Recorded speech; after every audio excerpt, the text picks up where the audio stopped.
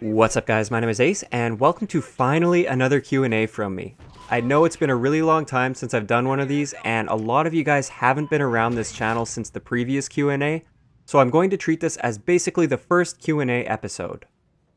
So how this works is actually pretty straightforward. If you have a question you'd like me to answer, it can be about Call of Duty, video games in general, YouTube, or even things about my personal life if you'd like. Pretty much anything goes. Make sure you leave that question as a comment in this video, and I'll try my best to get to that in the next episode.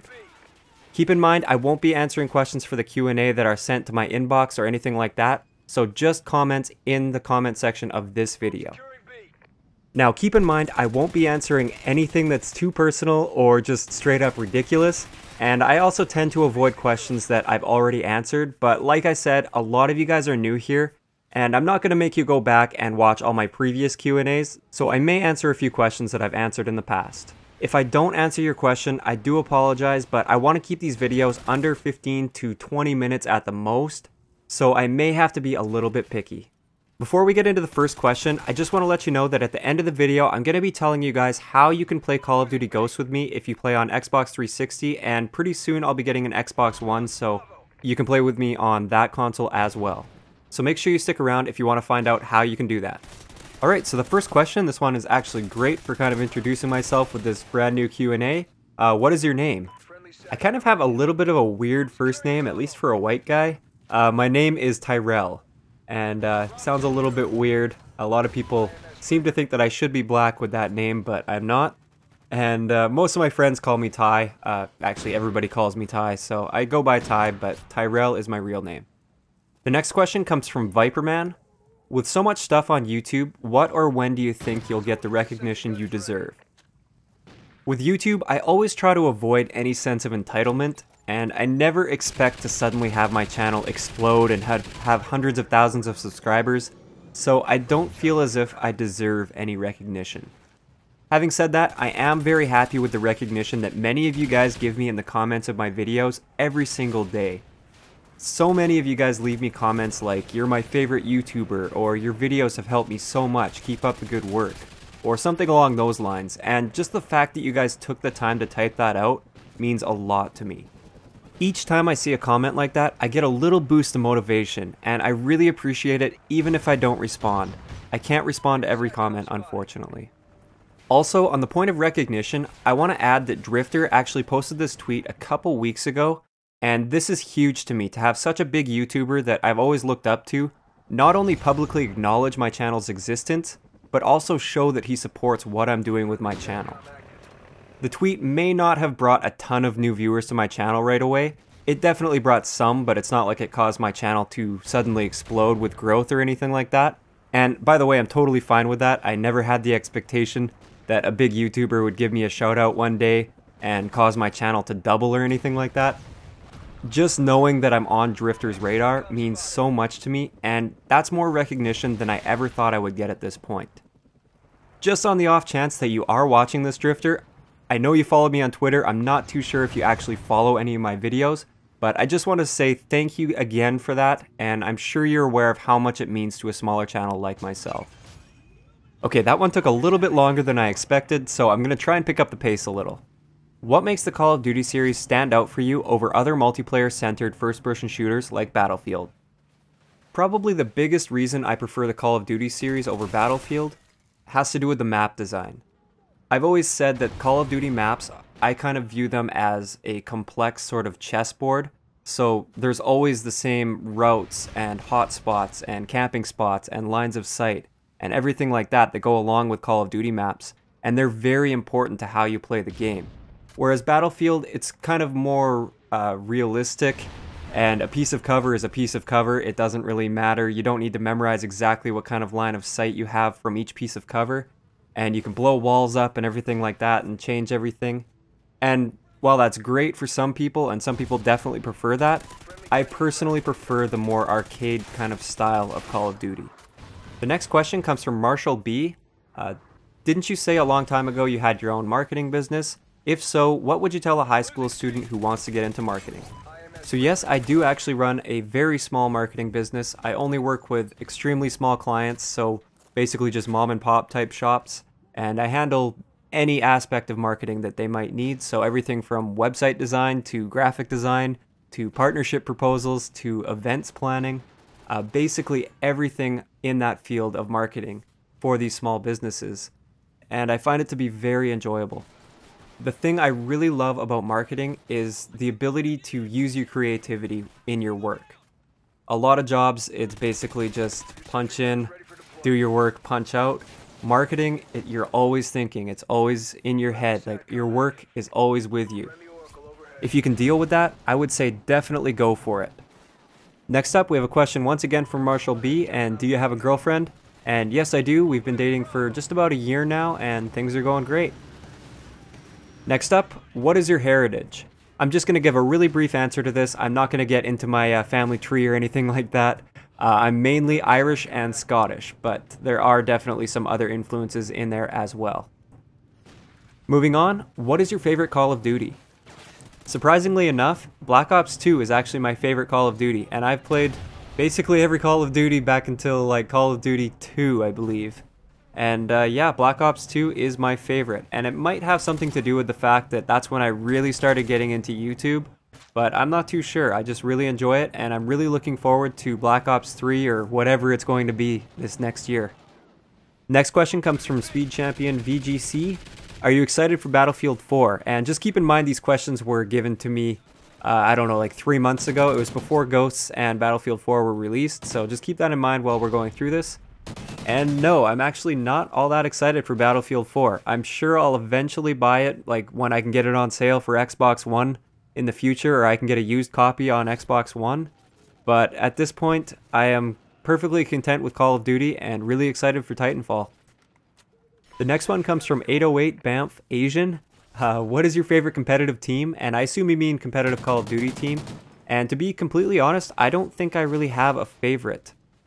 I would like to see other teams generate a larger fan base compared to Optic Gaming, because Optic basically holds a monopoly on the majority of the fan base in the community, and I would like to see that spread out a little bit more. But that's not to say I have anything against Optic or any of the teams really. I just really enjoy watching competitive Call of Duty. Now this next one might not be so relevant for right now, but I'm going to answer it anyways because it kind of does cover my thoughts on sniping. And the question is, I think that sniping in Black Ops 2 would be fixed if snipers were not allowed to use the toughness perk, or it was just inactive while the sniper rifle was being held. What do you think about this idea? I completely agree with this idea, actually. I think it would solve a lot of the issues that we had in Black Ops 2. For those of you that don't know, I did have some issues with the snipers in Black Ops 2, the quickscopers that is. And I just felt it was a little bit unfair in many situations, because you could be perfectly on target, you could shoot first with an SMG, and that sniper would still kill you at close range, which is not what they're designed to be effective at. So I feel like if they flinched a little bit more, it would help balance them out quite a bit. Alright, so the next one comes from Toasted Legend 32. Are you planning on moving out, and if so, when and where? For those of you that don't know, I'm 23 years old and I still live at home with my parents, but my circumstances are a little bit different than most. We live on a big ranch and we have quite a few animals that need to be taken care of, and my parents are working a lot and they're kind of getting old, so they really need me around to do a lot of the work around here. So that's why I'm still living at home, and it's still working out great for both of us, like for my parents as well as myself. So I don't see that changing anytime in the very near future, but I have started to really seriously consider moving out. And if I did, it would likely just be to a nearby city or town. I live near Edmonton, Alberta, Canada, so it would likely be in a town in the surrounding area, just somewhere that I can get a proper cable connection. The next question comes from Paradoxic Blaze. Do you like the Extinction game mode, and will you do any videos of it? I've only ever tried to play it once with my little cousin, and it didn't go very well. It seems like a pretty interesting game mode, but it's really not my sort of thing. I'm sure by the end of the life cycle of this game, I will have done an Extinction video, but I'm not in a huge rush to do it. Next up, do you spam? And I assume this means spamming my channel on other people's channels or on websites and things like that. And no, I do not spam. I'm actually very against spamming. And I want to explain a little bit why, and hopefully sort of discourage any of you guys that are considering spamming your channels, or you already do spam your channels from doing so. So the big reason I'm against it is it gives people a bad impression of your brand, and like it or not, your channel is a brand. When I see somebody that's spamming their channel in the comment section of a big YouTuber, or even in my videos I see that sometimes, I see that as somebody that's trying to take shortcuts and that really isn't into YouTube for the right reasons. Most of these guys just want to be the next biggest YouTube star, and they don't realize how much work actually goes into creating a successful YouTube channel. So please, if you're trying to create a successful YouTube channel, don't spam. You can share your channel, but there is a fine line. For instance, I go on Reddit and I contribute to the community, I make posts, I'm actually trying to engage myself in that community and be constructive to that community. And if somebody asks a question and I happen to have made a video that basically answers that question perfectly, I will share my video, and oftentimes that'll drive a lot of viewers my way. But that's not spamming. That's actually trying to help somebody out with my content, and other people are seeing that, and in turn they come and check out my channel. That is far from spamming. That is sharing. And that is a great way to get your channel out there if you want to get your channel noticed. Also, one thing I want to point out, a lot of these guys that I see spamming have like 10 videos or something, and they're upset because they haven't hit 1,000 subscribers yet. It takes time to grow a YouTube channel, especially a gaming channel, because it's such a competitive market now. Alright, so moving on to the next one, will you upload GTA 5, or do you even have GTA 5? I do have GTA 5, I picked it up I think a day or two after launch, and I really enjoy the game. I beat it within a week, beat the story mode, and had a ton of fun with it. I still play it every once in a while, but I don't think I'll be doing any videos on it. And the simple reason is it doesn't really suit my style. I'm not one of those guys that's really entertaining and really funny and everything like that in my videos. I'm more of an analytical type of guy that likes to share his knowledge of video games. And I just don't think it would be very well received because, I don't know, it wouldn't be a very entertaining video. There would be very little value to my viewers. Next question comes from Garrett Butler, and it is, if you were to live abroad, where would you go and why?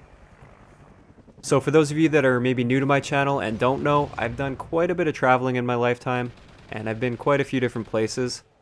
And honestly, I think Germany would be my #1 place to live if I were to live abroad. I really enjoy the culture there and just generally the laid-back atmosphere most of the places I was in Germany. And I just really enjoyed it there, and I think that would be a fun place to live. I don't think I'd want to live abroad for long though. If I did, maybe for like a year or something, but Canada has always been my home, and it's always where I eventually want to end up. Alright, so we're almost getting to the end of the questions. This one is, what is your favorite Ghosts multiplayer map? And this one's a little bit tough, but I would have to say probably Strike Zone at this point, just because you can get so many kills in a game, and it's more of my style of map. But I also, surprisingly, really enjoy Siege for domination. A lot of people hate it, but I actually really like it because of the way that map control works. It's really all about map control there. If you push the enemy team back into their spawn, they're going to have a hard time fighting out of that spawn. And that's their fault. They got themselves into that situation. And you have to try and do the same thing to prevent that from happening to you, which I think is a really cool way to play that map. So those are probably my top 2 favorite. This next question, I assume he meant, have you ever been to England? And yes, I have. A couple years ago, I did a big Europe trip with a friend of mine. And we basically backpacked all through Northern Europe, and we ended up in England at the end, and that's where we flew home from. And it was a nice place. I don't think I'd ever want to live in England, but it was pretty cool to visit. This next one comes from Braden Adams, and I'm going to kind of condense it. Basically, what is my favorite gun in Ghosts? And not necessarily the best gun, but my favorite gun. And personally, my favorite gun, as you guys will probably see in a lot of my videos, is the Honey Badger. It really suits my playstyle. It's great for rushing and getting somewhat close quarters and staying off the radar and flanking, and that's really what I like to do, so the Honey Badger suits my playstyle perfectly. Okay, so the last 2 questions come from the same guy here. I'm planning on becoming a YouTuber, so is there any helpful tips? And then also, what do you think of Battlefield 4? So I'm going to start it off by answering the Battlefield 4 one, because that's a quick one.